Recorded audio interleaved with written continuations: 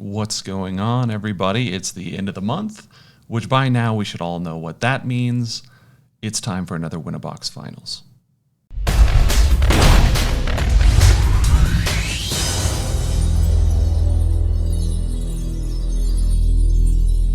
All right, guys, Win-A-Box number 12. We've been doing this for 12 months, our 1 year celebration for this tournament. In honor of it, we did double the cash prize payout to $100. Usually it's $50, or any speed duel booster box of your choosing. We had 57 players come out. It took about 3 weeks, almost exactly, to finish this event, and it all culminates with this finals match right here, and it's a good one. We've got Nikki up here in the top, we've got Ursus down here in the bottom, and if you've been paying attention to the Hall of Victory channel and the Speed Dueling Discord, you would know that Nikki and Ursus have been tearing it up in the Battle City box format, getting tops left and right. I don't actually know how far back you'd have to go. I guess I should check out the Hall of Victory, but I don't actually know how far back you'd have to go to find a tournament where one of these players did not top. At least one of them in the top cut, but I know that Ursus has been doing it a little bit longer than Nikki. Nikki, though, is tied currently for 3rd place on the top 10 global leaderboard. Ursus is just outside of the leaderboard. He's tied for 11th place, but he is guaranteed at least top 2 in this finals, so he will no doubt be catapulted into the top 10 leaderboard for the next month's leaderboard, which should be out in about a week. So both these players, basically at this point, top 10 global players. Ursus, though, has actually won a Win-A-Box before, though. He won Win-A-Box number 6, which I think was back in February. But he won it with XYZ Unions that had 81 players in it, which makes it the 3rd largest tournament, or speed duel tournament, of all time. Number 2 being Win-A-Box number 7, and number 1 being Speed Dueling Series number 1, which had over 100 players. So Ursus is trying to get his 2nd Win-A-Box title here. Nikki, on the other hand, the first time I saw Nikki was Speed Dueling Series number 2, where he finished 2nd place with Dark Moth. That tournament had 66 players, so he's been topping ever since then, which was back in March. I'm trying to think, though. I don't think Nikki's won. I know he hasn't won a Speed Duel League event, but I don't think he's won any major event. He's topped a lot of them, though, so he should be looking to get his first major win here. So this should be exciting. I'm excited to see what happens. Let's get into it. We got the rock, paper, scissors coming down super fast. Nikki immediately beating Ursus's rock with his paper. Both players will be on their signature decks for this match. We've got Ursus on XYZ Unions. We've got Nikki on his Dark Moth. We will also be taking a look or trying something out. We're gonna try spectating with their hands open here, so we can see both players' hands.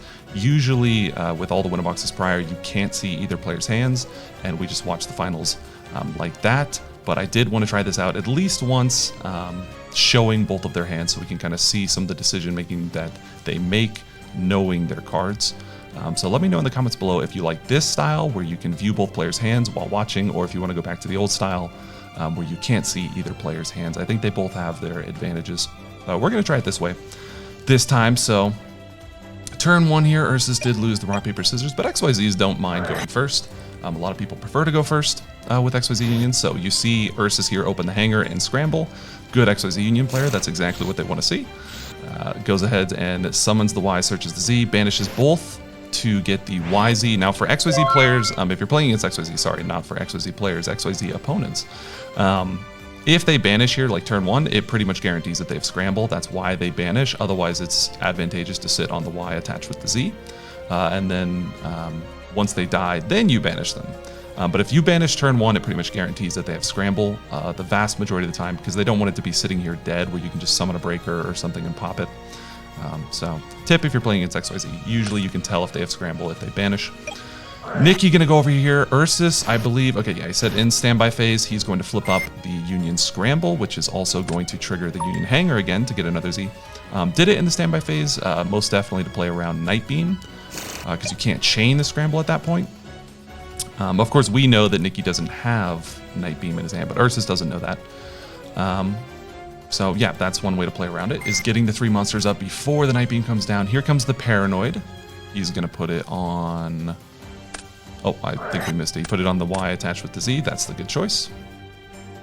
Use the skill to get the Moth. We know he has a second Moth in his hand. Now, Nikki plays 3 Moth in his deck, so just keep that in mind. Nikki double Mothing you is not quite as statistically frustrating as another Moth player double Mothing you, because Nikki only needs to see 1 Moth in his hand, and he does run 3. Most Dark Moth players only run 2. So he does have the second Moth here, though.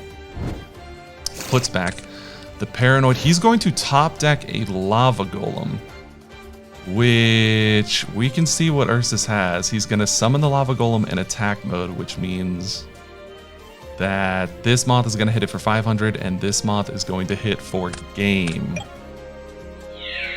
Wow, so the top deck Lava Golem is going to be game here. Unfortunately for Ursus. Now, just because maybe some people might be thinking, why didn't he set the Book of Moon? And I'll try to go to bat for Ursus here. Just in case, so he doesn't get flamed for not setting it. But in my opinion, not setting the Book of Moon was correct. Obviously, in hindsight, it lost him the game. But hindsight's always 20/20. In the moment, specifically for XYZs, I think not setting the Book of Moon is correct, because if he sets the Book of Moon, you have to think like Dark Moth players can just pop the Book of Moon, right? They can Night Beam it, they can Breaker it, something like that, and you just lose the Book of Moon for kind of nothing.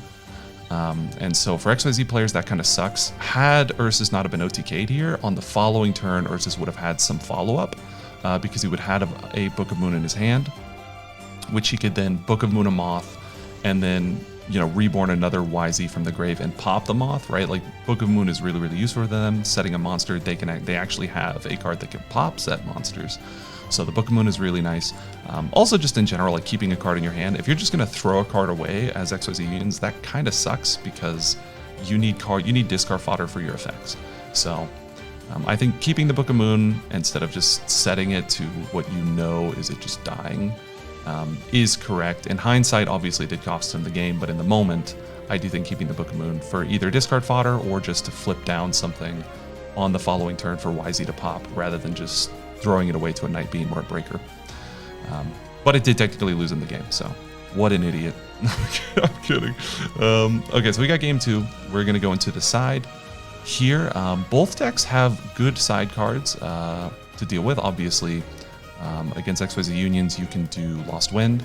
And then for Dark Moth, you know, having in Cosmic Cyclones is really nice. Having in Wakings is nice, but it's a little bit more awkward for XYZ unions to fit in Wakings. You can't summon any of your machines here off of Wakings, because they say must first be special summoned from your extra deck by banishing the cards you control, right? Like, you have to special summon them through a specific method, and Waking, unfortunately, doesn't have the text to ignore that method. So you cannot Waking any of these machines. So you would have to run like an Arcana in your side and a Waking, and then side in Arcana and side in a Waking into the main. So a little bit more awkward to fit Waking the Dragon into XYZ unions, but you can still, I guess, run the Cyclone, which obviously is easy to fit. Ursus does select to go second here. So Nikki's gonna go first. We see his opening hand. What does he want to do? He can play the Allure, he can normal summon either one of these monsters. Probably not the Breaker, because it'll most likely just die and not get to use its counter. But he's just going to pass, so interesting. He chooses to do nothing. Little risky, because he's going to be taking damage here, which could be something. But Ursus, you see it. You love to see a double scramble hanger. Every XYZ Unions player's wet dream. And a back row card. I think he's opened hanger, scramble, back row card every game. So that's how you get to the finals, XYZ players. Take notes. But we got hanger coming down. He's going to banish. So definitely going over to Dark Moth, dude. Whenever they have monsters set 3, ugh, that sucks. But Nikki sees another Allure here. He does have an Ally of Justice. He has a Breaker. The Allures are definitely going to be coming down. There's one. Draw 2. Sees a Cyclone. So he is he's going to banish a Breaker. So he's Breaker, Cyclone. Cyclone again sees a Night Beam. He can banish the Breaker, or he can banish the Ally of Justice. Probably, I guess he's thinking on it right now, but probably going to ban the Ally, yeah. and then just use the Breaker, Cyclone, Night Beam to pop all 3 of these back row. Kind of sucks because he's only got the 1 Night Beam to like make it not chainable, so he can't chain that Scramble. But the Breaker and the Cyclone are chainable too, so... here though, it's not the bad, where it's like if he has Book of Moon, you know, you could chain to this and flip your YZ face down, and you'd have to like chain your Paranoid to get, at least he has a Moth in his hand. But Cyclone comes down, so you can chain the Cyclone. The Cyclone is going to banish this. Oh, we sent it to the grave. But he can banish. Okay, they figured it out. But yeah, it's at least going to banish the Scramble, so he can't use its effect to add a card to hand. So he at least gets something. But the Scramble going to trigger the Hanger. Normal summon the Breaker for the last back row. It is an Offerings. Ursus can choose to chain it and lose his draw. He is. Which I think... Right, he's at 4, so it's like Parasite this one, Breaker swing over this one, Moth swing over this one, and then, but yeah, so it is correct to chain here. Just in case, if you don't think he has a double Moth, if you're willing to roll the dice on him not having 2 Moth, Offerings chaining is probably incorrect, just because you lose the draw, but...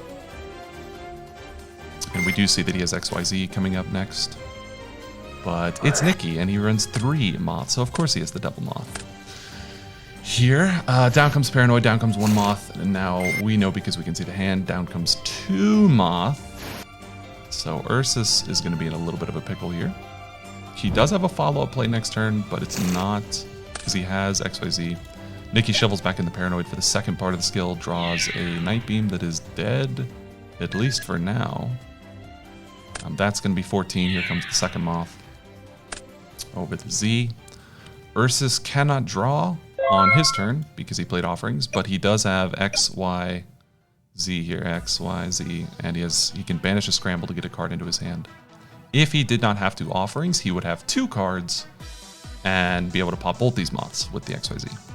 But Offerings, unfortunately, will cost him his draw. It's definitely a downside. I've been playing Offerings in a couple different decks, and it's definitely just...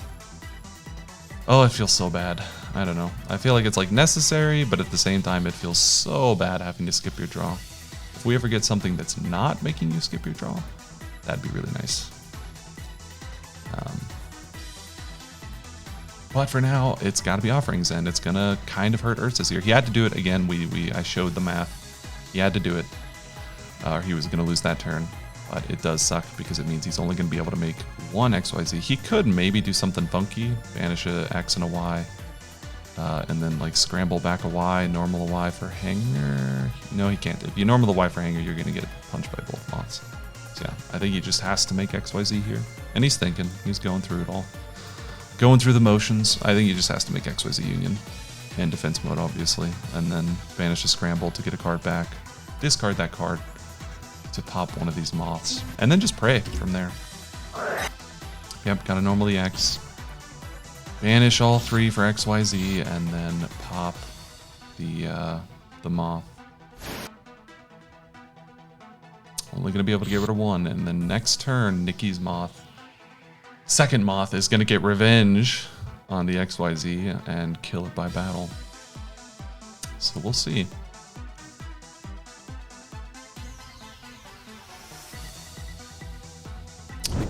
He's going to return the X. So he could return Y or he could return X to discard. I don't think it matters because he should have 2X, 2Y. So ratio-wise, it shouldn't matter which one he gets back or which one he chooses to discard. Down goes the YZ top decks. He sees an Offerings. That's, you know, okay. Again, has to skip the draw phase. So not the best. But it is going to get rid of the Moth. Number 2. So Nikki may be scrambling. We'll see. Ursus has nothing, so if Nikki sees like a Breaker next turn, Ally, we know he runs Ally doesn't work, but if he sees Breaker, if he sees, I think we saw the Koichi game 1, but he may side that out for the Ally, I don't know. What am I talking about? Okay, Ursus has, Ursus has 2, my bad, he had an X and a Z in the graveyard, so that's, doesn't matter, Ursus, I was thinking he just normal summons Breaker, but no, he has 2. He top decks Ally of Justice, Core Destroy. Are you kidding me? Wow, to get out of that situation. I guess that's how you make the finals, is get good at top decking, because they're showing us with these top decks. So Nikki needs to allure, and he saw the, oh my god, okay. Okay, dude.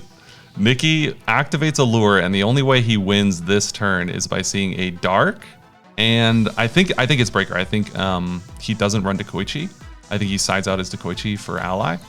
And he had already seen one breaker, and he had already seen one ally.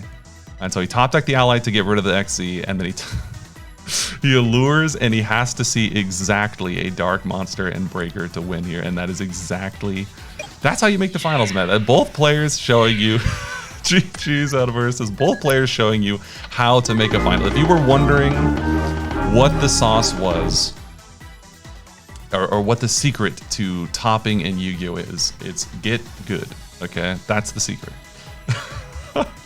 Oh man. So Dark Moth wins it. That means that Dark Moth has now won 2 Win-A-Boxes back-to-back. Conic won the last one, Win-A-Box number 11. So, oh no, dude, Dark Moth has won 2 Win-A-Boxes in a row. It is a sad day for the Speed Duel community, but it is a very good day for Nikki. Big congratulations to Nikki. He finally gets his first major title under his belt with winning the Win-A-Box number 12, and it's probably the best one to win because it is a $100 prize instead of a $50 prize, unless he goes with the booster box.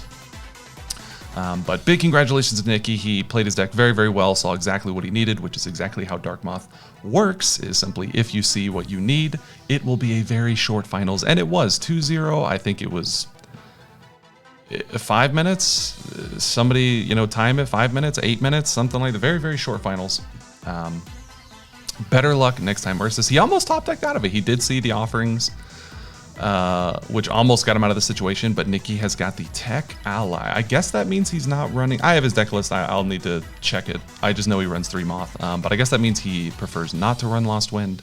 He likes the Ally of Justice, or he goes super hard in the side deck for XYZs and also runs Ally and Lost Wind. But that's going to do it for Win-A-Box number 12. Congratulations, Nikki. Better luck next time, Ursus. Also, again, in the comments below, let me know if you guys like being able to see their hands. But we are going to go ahead and get into the deck breakdown so we can take a look at the other decks besides these 2 that were played during the event, so stay tuned for that. And here we are, guys, with our deck breakdown for Win-A-Box number 12. As I said, 57 players. And then, as always, we're going to be going bottom to top here. So we have Viral, Despair. There's always 1 or 2 people trying to make the deck work. I don't think it's ever topped. It's just rough. Who knew that having a deck that revolves around special summoning a 3000 beat stick loses when the meta has a deck that is played all the time that revolves around special summoning a 3500 beat stick. I mean, you just hear Moth, Moth, Moth, Moth. Moth is everywhere, and I think that kind of prevents Viral from ever really doing well. If we ever get some kind of ban list or something, maybe erratas to skills, and Moth is just kind of ousted, maybe then we could see Viral Despair make an impact on the meta. But until then, I think it'll just always be a decent, you know, rogue deck. If your deck isn't prepared for it, you know, you can definitely get blown out by it. But moving up, we got Relinquished Moth. This is an interesting build. I think Yugi Bros just did a video actually with another Relinquished Moth build. So I think it's interesting. I think it can do okay. I always think combining the Moth package with another win condition is a good way to go about deck building in this meta. Usually you'll find success with that. Then we've got Relinquished Moth. Look, what did you want me to go? Okay, I'll throw up the deck list here. Okay, it's got Relinquish, it's got Stego pieces, and it's got Moth. What did you want me to call it? Right, so we've got Relinquished, Stego, Religo, and then Moth. Religo Moth. Okay, that's what we're calling it. Look, it's a stupid deck by a stupid player. I'm kidding. Maverick put it together and went X3 and dropped and called it trash. So don't play this deck, kids. It's bad. Then we've got Moth OTK. I explain this every time this comes up on the graphic, but basically Moth OTK is Dark Moth without the dark. It sacrifices its dark pieces for usually back row hate is what I see. But it sacrifices the dark pieces for back row removal, or see, I don't know what to say, like other consistent cards, but it's not really. To me, the Dark Moth is the more consistent version because the allures, the Allure of Darkness, are really, really important to fixing the deck's really bad hands. I've played some Dark Moth, and it's just so many times I look at my opening hand and it's just like, well, this is unplayable. And then one Allure of Darkness later, and it's like, oh, never mind, I have game. Like, so I think that Allure is very, very important. And then just replacing the Dark monsters with other, it's like the Dark monsters are already really good. There's lots of really, really good Dark monsters. So I don't know. I think the Dark Moth is the better version of just taking out the Dark and just, you know, filling it with other pieces. But it did top, so that's good. And then it lost in the top 8 immediately to a Dark Moth player. So I think Dark Moth is better. But next we've got Copycat, or I guess Copycat, because you're going to need a lot of copium to play this trash. No, I'm kidding. It's just Copycat, you know. You normal summon Copycat and try to win with that. I don't think it did very well, so it's not quite time for Copycat to rise. But moving up, we've got Absorbing Jar, and I cannot proofread my documents. It's a Absorbing Jar, as I like to call it. No, it's a interesting deck, though. I do think the deck is really interesting. I'm going to go and throw up the screenshot for it, but it's going to be... the whole point of the deck is you have Absorbing Jar, you set it, you creature swap it to your opponent's side, and then so it's their Absorbing Jar, you take one of their monsters, and then you set your Wakings, and I guess in this case, they also ran Wild Tornadoes, and then you attack the Absorbing Jar, and it flips face up and it destroys all of your Waking the Dragons. And it counts as your opponent destroying him because the Absorbing Jar is now your opponent's card. And you get to special summon off of all those Wakings. So that's the whole sort of point of the deck. I think it's really interesting. The player who played it went X3 and then dropped, so it did not work. Then we've got Dark Paladin. Not a very good deck. I've seen it, you know, I haven't seen any deck list do well. It's never topped. I don't even think it comes close of topping. I think both players just got completely smothered in Swiss. This time around, it's just Dark Paladin, I think, needs a lot more pieces. Maybe we'll get some support in the future to make Dark Paladin good, but it's definitely not good right now. There is a decent chance, I guess. Speed Duels in the past has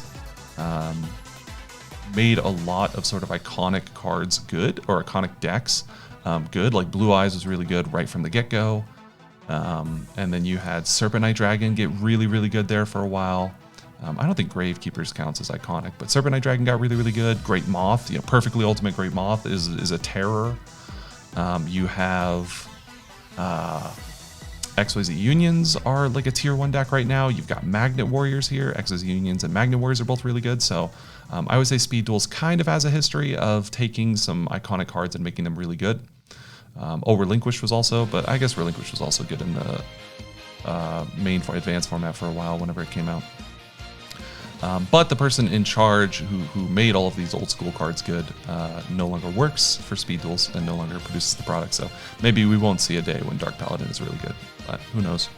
Stego Control. This is the Thieg kids still trying to make this deck work.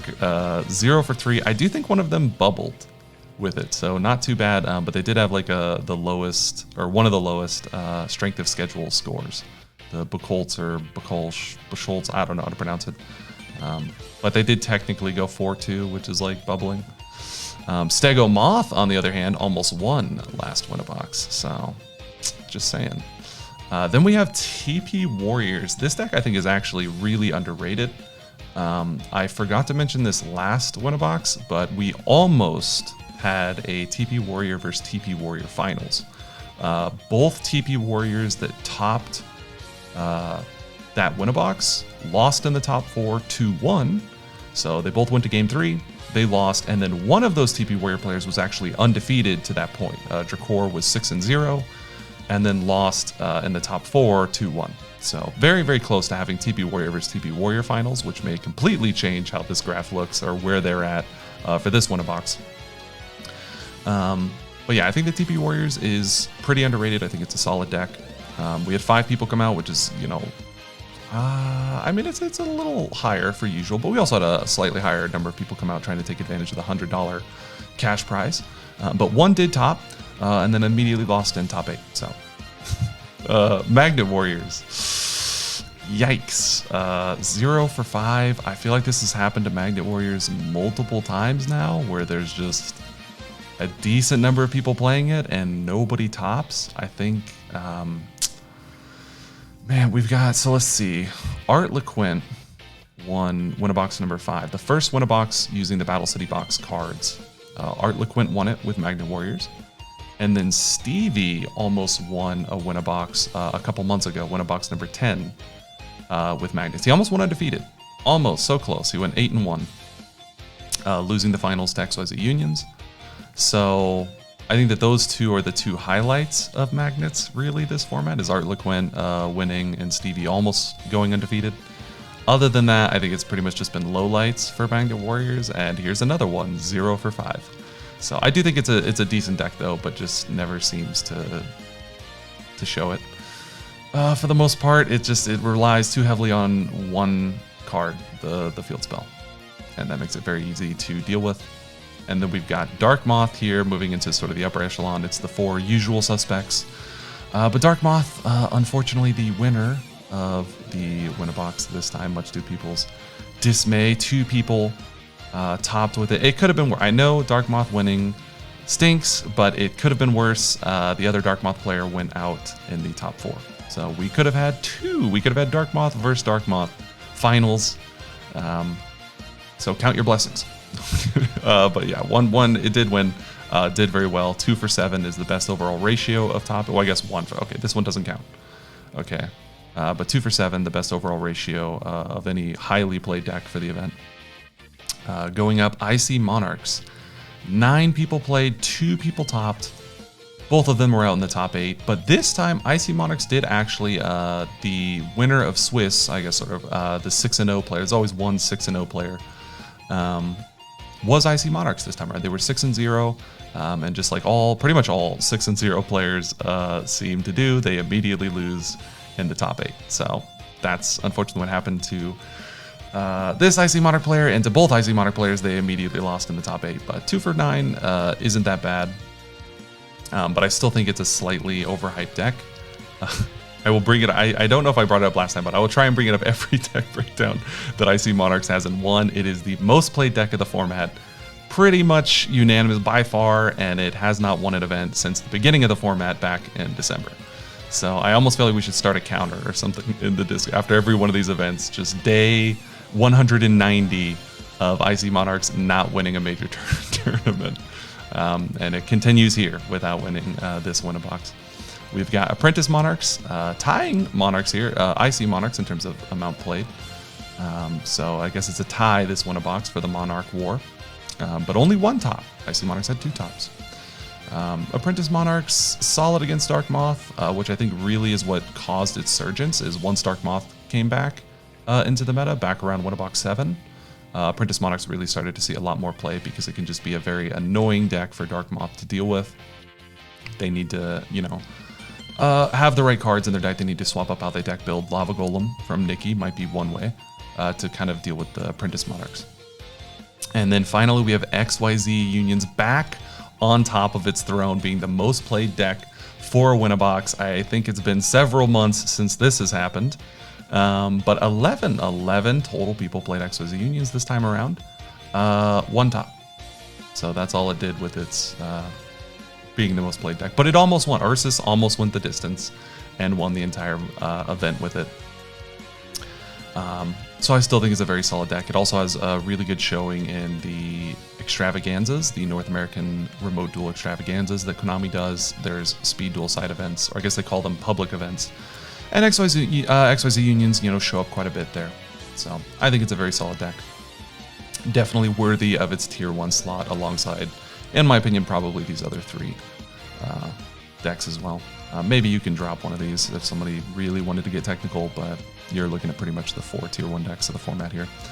But that's going to do it for the Win-A-Box number 12 deck breakdown. If you would like to play in these Win-A-Boxes, the largest ongoing speed duel tournament around the Speed Duel League Win-A-Box, simply join the Speed Duel League Discord. The invite link to that is in the description below. And comment in the Win-A-Box sign-up channel. And then send me, Alum Lion, a deck list, and you're in. I suppose I will remind you to send me your deck list if you haven't. So really, it's just join the Discord, comment in the sign-up channel, and you're in. I'll go and put a graphic up on the screen. Read that, it'll give you more information. You can also join the Discord. There is a rulebook channel for the Win-A-Box that will give you more information as well. The next Win-A-Box, Win-A-Box number 13, is going to take place in just under a week from the timing of this video. It's going to happen on Tuesday, August 3rd. So the winner of the Win-A-Box, they're all free entry, but the winner will get their choice of either any Speed Duel booster box that they would like, or $50 in case you have no use for a Speed Duel booster box. So sign up for Win-A-Box number 13. You have less than a week, about 6 days, to sign up if you want to get in on this action and maybe make your way onto one of these videos one day. And that is going to do it for this video. I hope you guys enjoyed. Congratulations again to Nikki on the victory, and I will see you guys in the next video.